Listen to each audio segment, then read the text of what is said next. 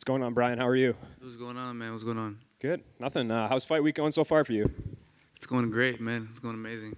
Yeah. Talk to me about this matchup. But we talked to Yair a little while ago. He kind of detailed how you guys were kind of friendly before you got matched up, and it was not something he necessarily wanted, but it was the fight that needed to happen. So did you feel the same way? Was this a fight, an opponent you really respect? Yeah, 100%. This is something that if you really pay attention to what's been going on in the division, it does make sense for us to fight. You know, I lost to Volkanovski, and he just lost to Holloway, and he is ranked number 3, and I'm ranked number 2. So we both coming off a loss, and we're about to basically fight each other to climb the ladder again, basically. What's your mindset been since the Volkanovski fight? I mean, it seemed like a lot of people gave you a lot of street credit and props for that performance. Despite the loss, you showed toughness. Do you take any sort of comfort in that, or is it just like, you know, I got to get better because I didn't win? I mean, I already been having that street credit. But I lost you when you said I got street credit. What was the question? No, I just was saying, do you feel like there was anything you gained, even though it was a loss, do you feel like you gained more respect or anything from people? Is that something that means anything to you? Every single fight for me, win or lose, right? I look at holes in my game. I go, man, if I got caught with this, or I shouldn't have did this, and I got good people around me that are brutally honest. Like, yo, you fucking sucked. Like, the fuck was that? I'm like, oh shit, okay. So, every single fight, I learn more about myself, you know, and I think that's the beauty of this sport, that it's never ending. It doesn't stop. So, from the last fight, there's definitely a lot of room for improvement on things that I had to do, on things I had to work on. Refighting again in front of a crowd was new. So there's a lot of news again, and we literally for the last, I don't know how long, it's been 8-9 months, we've been trying to patch up the holes and then keep moving forward. From a technical standpoint, what do you feel like your biggest focus has been? I know you said feeling comfortable with the crowd and the moment and everything, but from the technique side, was there things that you saw in that Volkanovski fight that you were like, man, yeah, for sure, man. I sat there and I looked at that tape over and over again. I go, how the fuck did this man get out of that choke? I was on top celebrating. I'll be honest with you. I was in there and I had him in that guillotine, and I was just like, I'm about to be a world champ. Like, I swear I was just waiting for the tap, and it never came. And he got out, and I was like, shit. Well, this is a tough motherfucker. And then it was like, oh, he's on top now. I was like, okay, he's pissed. And then I was like, another triangle. I was like, T-City, my T-City. And then he escaped. I go, fuck me, right? And then I was like, damn, bro, this is not my fucking night, or what's going on? And then after all that, we go back, and me and Henry sit down, and we talk, and we look at all the film. And they're just minor adjustments that I missed, you know, small things that I have to rework on. You know, you as a fighter, you stick to your bread and butter and you do things. And because I've been known as a jiu-jitsu guy, I kind of got comfortable with it, and I didn't train it as hard as I used to. It's like, well, I got that in the bag. Let me work on these other things that I'm not so good at. Let me work on my striking. Let me work on other things. And then when it came down to the situation where your bread and butter is going to get you this fight, I forgot minimal minor details, and it was a reality check for me. It was like, yo, don't forget where you come from and what brought you over here. Do you think that that's kind of going to be your mindset going forward? Like, should we expect to see you kind of go back to those roots more, where you really succeeded on the ground? 100%. I would love, I mean, obviously this guy's a phenomenal striker. I would love if the fight somehow ended up on the ground, or if I can take him down. He's wired as well, though, you know. I got both things in the bag as well, where we can, you know, you see me banging out with the best of the best. I keep trying to get better at it, but I do want to mix in more of my trainings and the things that I know I can do in the octagon. And it's something that's always happening to me. I go in there and I train and I spar and I train with high-level guys, and they're like, bro, where is this Brian at when he's fighting? And it's just like, fuck, man, I don't know. Like, I don't want to say I have, like, stage fright, but just certain things don't pop off, and maybe I have to learn to just let go and be free in there, and something hopefully that I plan to do and always get every single time I fight. Last one for me. What did you make of Yair's last performance against Max? Were you pretty, despite a loss, do you feel like that there was... He did great. He did great. Phenomenal. Like, he did an amazing job. I think he lost the exchanges when it came to maybe like the takedowns and the grappling and stuff like that. But on the stand-up, he looked great. He was, in my opinion, I think he was winning some of the exchanges just due to the leg kicks, you know? Hey, Brian. When it comes to that Alex fight, you know, obviously you were so close to winning. Is that more frustrating because you know how close you were, or is it something you can go to a rematch and think, well, I nearly had him, this time I can get him? Is it more confidence building or more frustrating? One more time, please. So you had him in that choke and you nearly finished him. Is it more frustrating knowing how close you were to winning the fight, or is it something that gives you confidence going into a rematch knowing you can win if you make those small adjustments? It's both. It's both, because I'd be lying to you if I didn't, for the last couple months, and every fan reminding you, like, yo, you almost became a champ. I was like, thanks, you fucking dick. You know, like, you don't think I sit there and I think about it? Trust me, I know. I got to live with my fucking self. Yeah. And then there's a part of, like, bro, stop being a bitch, you know? Like, go in there and make the adjustments and make sure you're undeniable the way he's doing right now. I got to take a page off his book. He's making sure that he's undeniably the best that there is. I need to become that. If I want to become a champ, I need to steal a page off that man's book, which is when he comes to that mentality, you have to be undeniable. Yeah.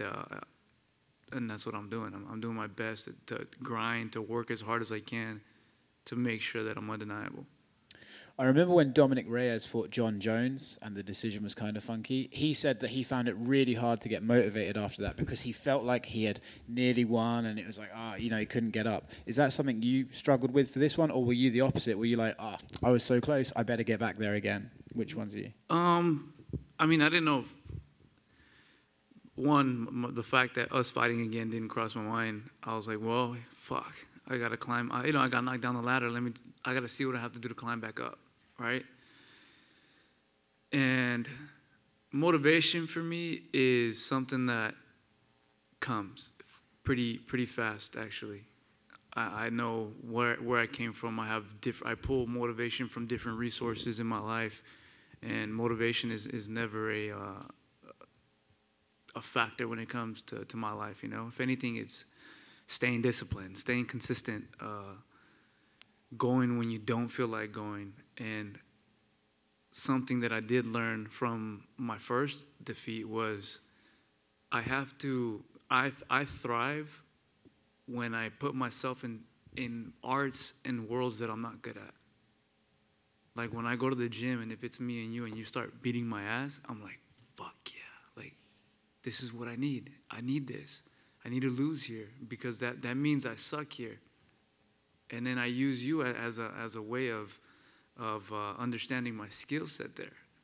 Because in the beginning, let's say these guys take me down, whether it's wrestling or whether it's Muay Thai, and these guys just beat me up for 5 rounds straight, where it doesn't seem like it would be fun, but I'm thrilled.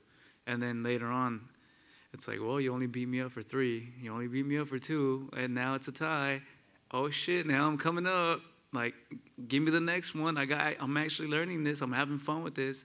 And by the time you know it, you're in shape. You look good. You feel good.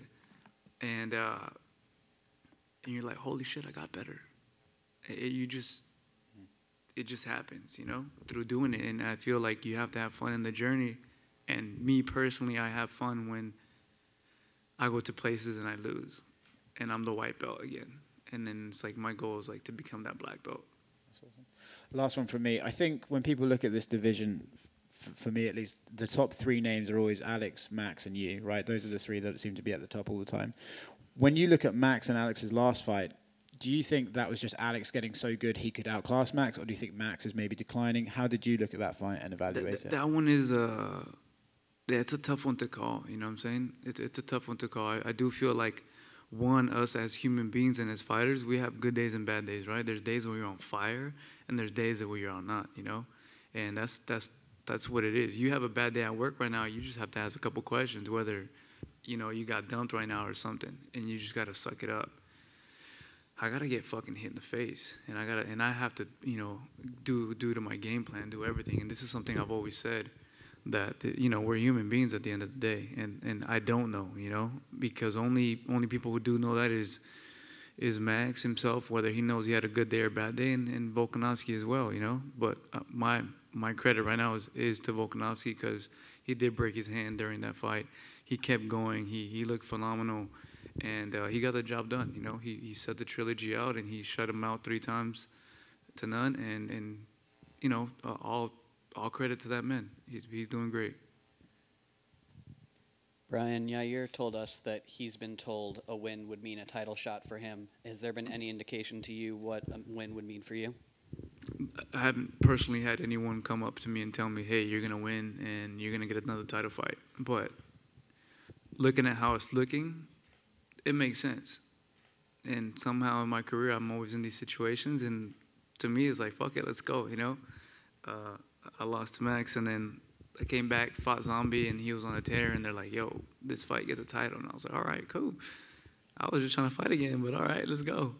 And then same thing, you know, I lose another fight, another title fight against, you know, I said my both losses come from the champs at the prime in their time, if you really pay attention to it. So I'm not too far away from there, and I know there's different things I'm changing in my life to make sure that I'm right there with them. So when it comes to this fight, if whoever wins does get a title shot, then that's what that is, you know. And I look at it as I'm so far the man who's put the champ in the most trouble. I'm not saying I beat him or nothing, right? But where he's had the most difficulty, or someone who's dangerous to face him, is me. And the world saw that, and he knows that, and we'll see what happens. I have one man to focus on this weekend. So last thing I want to do is start speaking about the future and start, you know, counting all my eggs before they hatch. Between Volkanovski and Max and you and Yair, there's been a lot of competitive fights in this division. What does it say about the depth of this division and just how competitive it is these days? Bro, it's insane. I feel like this is the most stacked the featherweight division has been in its entire life.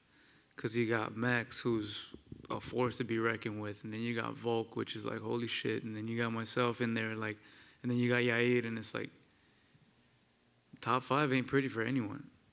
Like, we're hard. You know that party where you walk in and fucking no one welcomes you? Like, that's who we are to these newcomers. Like, motherfuckers not welcome. Like, and it's hard to get in, and that's what we're doing, you know. And it is what it is.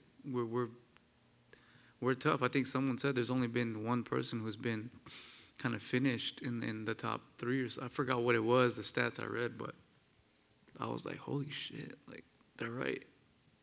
None of us go down easy. None of us go down at all. We're fighters.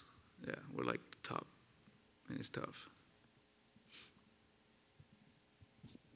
So I know COVID changed a lot as far as training camps and who you train with and whatnot, but I know you used to train with Dr. Andy Galpin. Have you gotten back to working with him? We've never stopped working.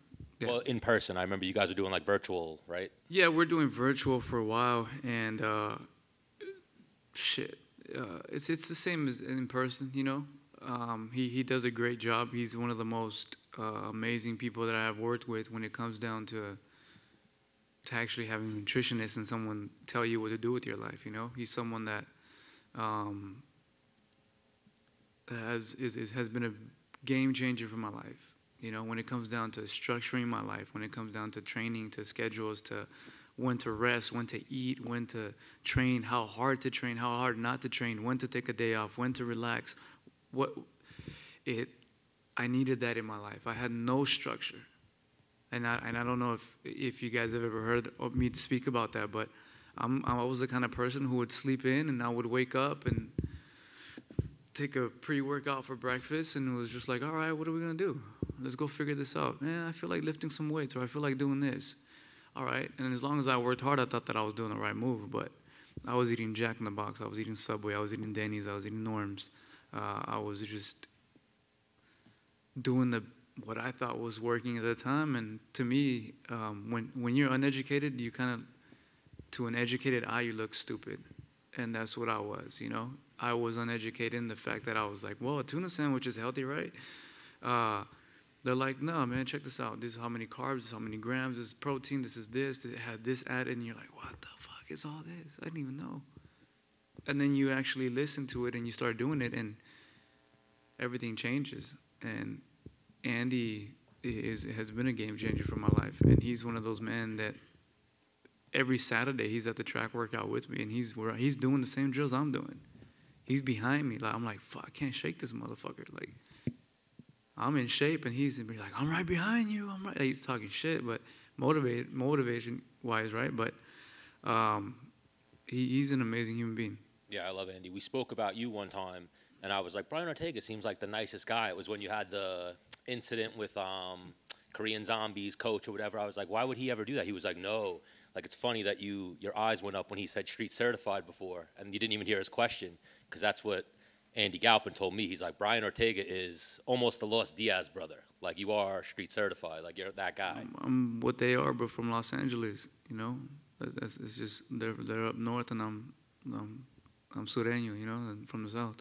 So you fought Volkanovski. If you do like an honest assessment of that fight, is he levels above you, or was that an off night for Brian Ortega? No, there's no excuses at the end of the day, right? You go in there, you do your best. There were things that I didn't implement that I should have done a little bit more. There are errors that happened when it came to the submissions, to allowing both hands to get on my hips. That's the escape there, you know? So I thought I had the arm still in, and the elbow slipped out through the crack when it allowed both hands to place on my hips. So there are adjustments that I have to make, and obviously in the fight, it's a hard thing to do, man. This is a live fight. Like, I'm fighting for my life, he's fighting for his life.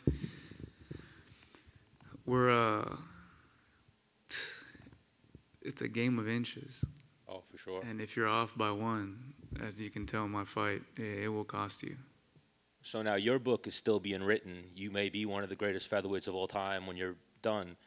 There's Aldo, Volkanovski, and Max in the argument. Who's the featherweight GOAT to you? I think Aldo, as of right now, just because he defended it for, I don't know how many times, I don't know who has the stats on that, but I want to say 7, 8, 9, I don't know. It was, I remember just being barely pro and just watching him go from WEC to UFC and stay there for the longest till Max beat him. To be the king for that many years, that's a lot of years, you know? Oh, for sure. So as of right now, it's him, but for sure I see Volkanovski right there with him as well, based off everything that he's done. And Max is in there as well, you know? You made 3 great points on 3 great fighters that have been in the UFC featherweight division. So Brian Ortega might be that 4th one on that Mount Rushmore. He's on his way up there, man, for sure. Before my time is done here, the world will remember me as one of the top dogs and best fighters of the featherweight division. And then obviously I guess people will always assume relationships and fighting doesn't work, but you and Tracy Cortez obviously both fighting at the highest level. I see you coaching her, she helps you in the corner. Is it ever a hinder at all, or is it always just fuel? No, it's always good, man. You know, like we understand each other's work. We see what we do, and it helps, you know, because someone who doesn't understand what we do, they're like, damn, you're so fucking selfish, or all you do is care about you and your career.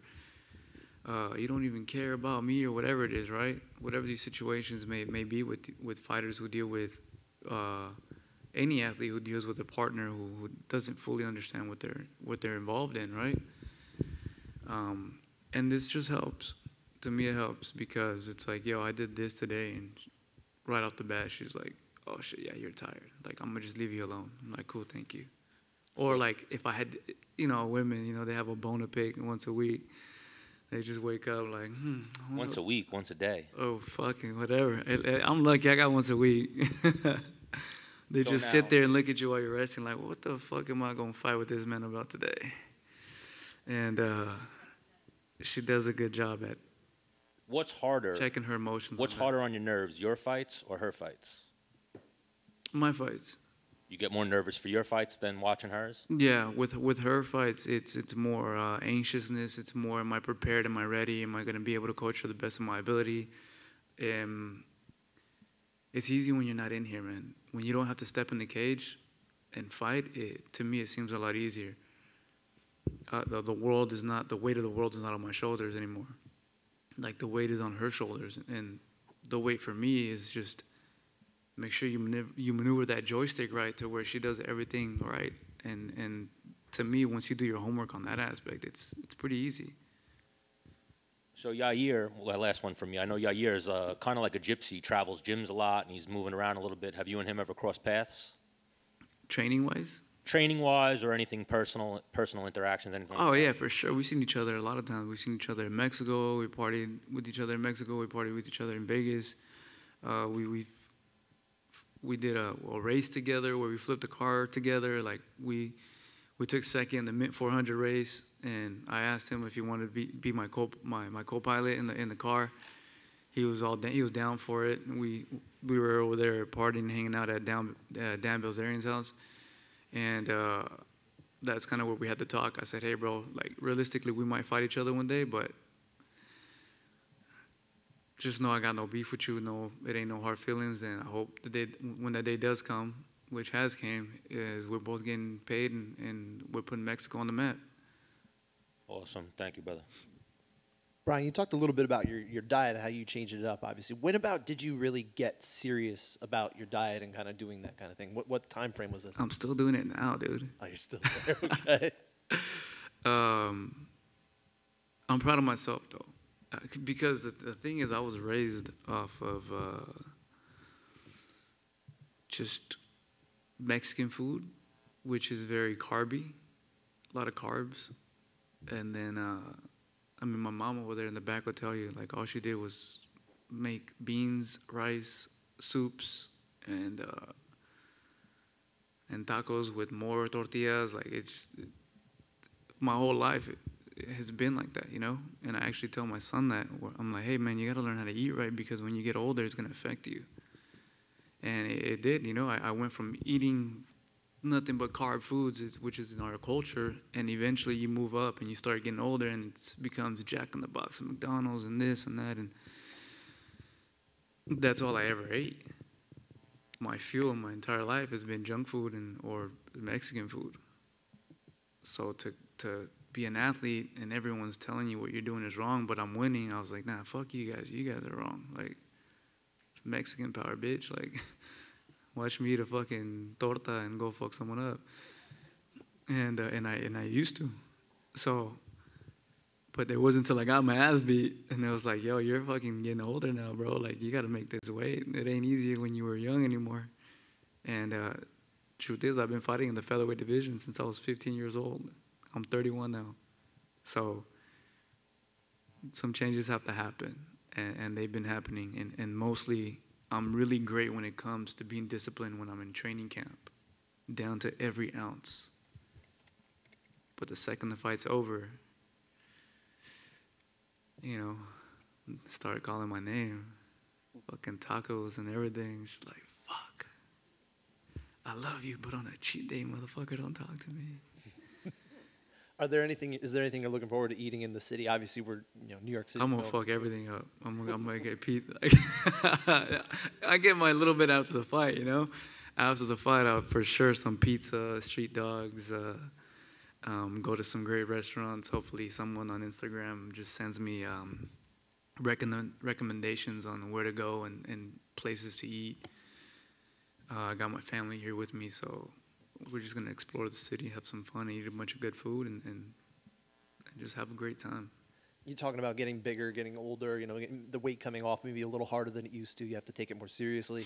I think you've talked a little bit about the idea of maybe going up in weight at some point. How much did you even think about maybe going to 55 after losing to Volkanovski? Not too much, you know, because I guess for me it would be like, yo, how are you gonna lose at 45 and then try to go up to 55? Everyone to be like, come on, dog, stay in your lane. I'm right. They're right. I'm gonna stay in my fucking lane. So making the weight, I got Andy, like I told you. Andy helps me with all that when it comes down to getting right and getting everything ready. He does a good job of that, and he's been able to manipulate my body in the ways that it should perform. And as of right now, it's weight cut. I'm super light I'm light as hell right now, and I feel great. My energy's good. My mind's right. So he does a good job. But eventually, I do want to go up there and fight at 55. You know, and maybe who knows? You know, I just might have to just shut everyone up and just go up there, and who cares what they say? But in the future, I will be at 55. Thank you, Brian. Hey, Brian. Right here. What up? How would you see this? There's some talks of Volkanovski trying to move up. How do you see all of that? And my question was like, would you ever think about moving up? You just answered that. How do you think a fight between you and Charles Oliveira go?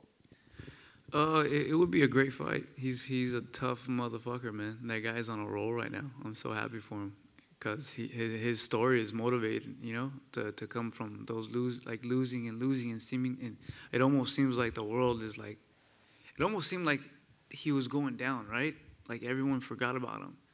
Like, and as a fighter, like fighter to fighter, right? You start maybe thinking, oh fuck, is my career coming to an end here, or am I not the same anymore? And this guy moves up a whole nother weight class and just dominates 10 fights in a row, wins the belt, defends it once, twice already. Like, that shit's motivational, you know?